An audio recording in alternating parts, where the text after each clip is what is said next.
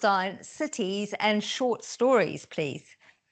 Hi, thank you for having me, Lindsay. You can stop me at any point. Unlike everyone else here, I'm neither a storyteller nor a writer, but I surround myself with a lot of both, as we can see here. I have been living in the UK since 2009. I work for Comma Press, which are a small publishing house here in Manchester. We specialize in short stories and translation. I started working for Comma 7 years ago, and they'd already had a couple of Palestinian titles under their belt, one of which was the Book of Gaza. And this was part of Comma's wider Reading the City series. Now, Reading the City is a series that Comma produces, and it uses short stories to offer a window into a city, using 10 writers who will write a story about the city, which offers, the route less taken, the opposite kind of the touristy side of the city. And those stories will uncover different historical and social layers into the subculture and secrets that make the city kind of what it is. So we have a lot of those. We've produced a lot of books as part of Reading the City, but specifically the Book of Gaza and the Book of Ramallah, which was edited by Maya, are two Palestinian ones. And now the path that led me to Comma came through this series, specifically the Book of Gaza.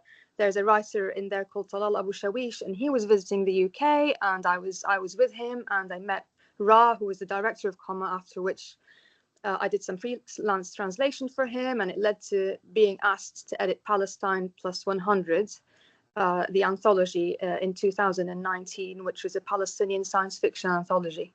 And I think you've just showed it here. Working for Comma it's offered me a unique position. Being Gazan, working in the arts, it gave Comma the opportunity to widen and deepen its Palestinian access, but also it gave me the chance to do what a lot of Palestinians want to do but can't, which is be heard.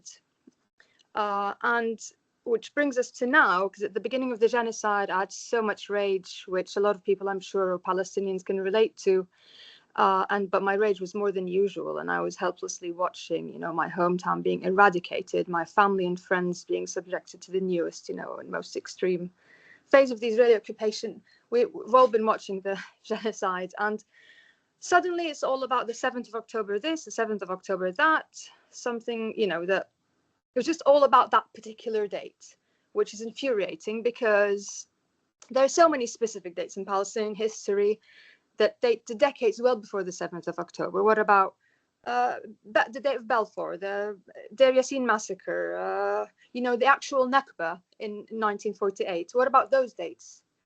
So the idea of the story came, why are we forgetting the origins of all the resistant movements leaders that formed the Palestinian political resistance movement associated with Palestine, all of whom were displaced themselves from their villages. Now, if Tissam said nobody wants to talk about 1948, and she's right, nobody wants to talk about 1948 because 1948 exposes the actual origins of the Israeli occupation, shows it for what it is. Nobody wants to talk about how it all happened, where it all began. And what struck me the most was how no one asks why. Why would a group of people resist or fight back? The answer is in the question. What are they fighting against? Don't you think they would rather live in peace? Or, to answer that, so I decided I would need as much Palestinian literature work as possible to fight against the erasure. There's also a systematic removal of our historical archives that predate 1948. And all that. So the book is made of 10 stories. Each story talks about a massacre committed on the build-up or in 1948, just as a way of archiving and detailing and remembering those massacres, and remembering that it didn't start on the 7th of October. It started well before then. So I mean, it was obvious, seeing as I had already edited the Palestinian sci-fi anthology. I was set in the future now. We needed to use other genres, horror, fantasy, really to counter the fiction that's being spouted on the news every day, fight fire with fire. So, this is how Palestine -1 materialized. And it's just, it really is about emphasizing that all modern Palestinian liberation movements are the result of a man's instinct and legitimate right to resist against oppression. All of the founders of the different Palestinian parties were themselves displaced in the most horrendous, violent ways. So nobody asks why. Where did those movements come from?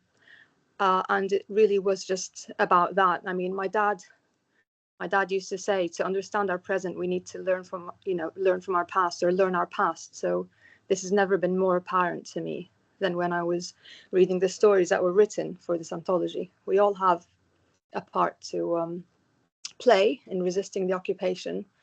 And for me, reminding people of all our stolen villages, repeating their names over and over, which you'll see in all the stories, repeating the names of the villages, the names of the massacres, the numbers of the people, it's just in itself is an act of resistance. And everyone does what they can. A chef cooks, a dancer dances, and a writer writes. I'm not a writer, but I asked a lot of writers to write. So here we are, as we can see, from an illegal occupation. It's been creeping into Palestine since late 1800s.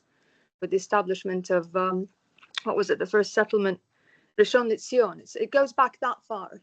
So we just need to remember, and we need constant reminders. And yeah, that was where the book came from, and that's how it helped